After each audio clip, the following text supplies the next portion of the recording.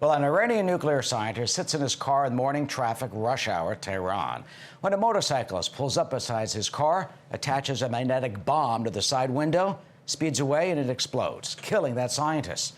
That's not James Bond, but real life, the preferred method of assassination until this past week, when a group of gunmen set off a car bomb and strafed the car carrying Iran's #1 nuclear scientist, Mohsen Fakhrizadeh.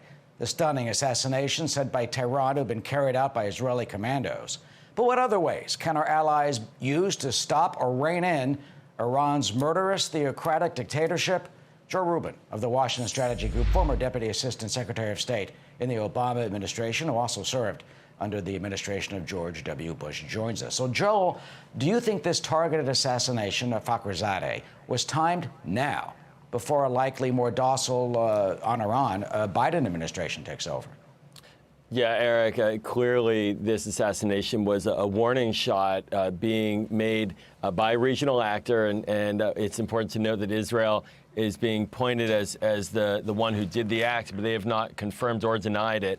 But it clearly is a warning shot to Iran's leadership and its top military and nuclear experts that there are potential danger spots and that they can be tracked down. So I think this points to the United States and our role in this conflict, which is that this region is on a tinderbox. It always is. And certainly now in this time period of this transition, it's even more so, where regional actors may start to make moves and take actions that are very risky and could have long-term impacts on American national security, and are certainly things that we need to watch very closely.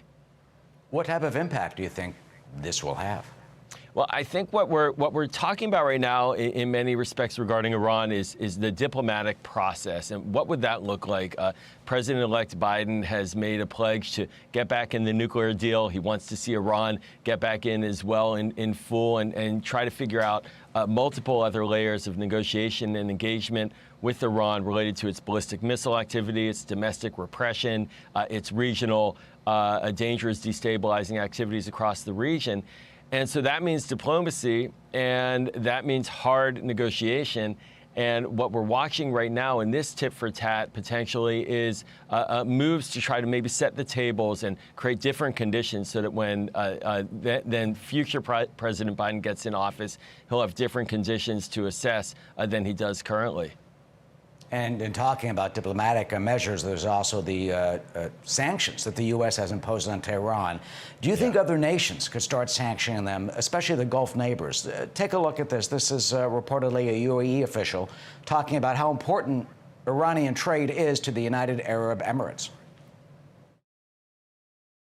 نحن التجارة مع إيران مثل ما تشوفون برغم كل العوائق ما زالت جزء مهم من تجارتنا الخارجية ونريد أن نحافظ عليه.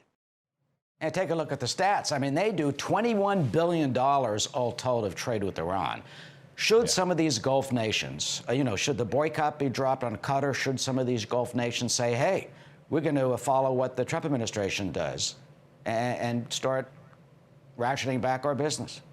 Yeah, I mean, the Trump administration has enacted very punishing sanctions. We haven't seen the follow-up where there's been a diplomatic process, though, as a result of those sanctions. And so many in the region are under pressure as well. The UAE, Qatar, they have trade. They allow for overflight into Iran. They have relationships there. And now Europe hasn't wanted to pile on in the sanctions related to the nuclear deal because Europe still is in the nuclear deal and we're not. So there's a lot of different issues at stake. There's a lot of potential levers of pressure currently on, but also the diplomatic path has to sort of get all that together. And I think the challenge for the Biden team is going to be engaging Europe as much as the Gulf states. And you're pointing it out correctly. Even within the Gulf states, there are fissures. And so for the United States, we have allies across the region, in Qatar, in the UAE, in Saudi Arabia, in Israel. And we need to sort of get everybody on the same page if we're going to see a diplomatic program work.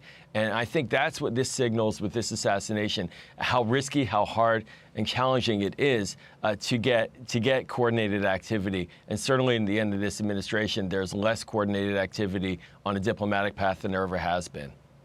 That's the challenge from former Deputy Assistant Secretary of State Joe Rubin. Get everybody on the same page in the Gulf, in Europe, and in Washington.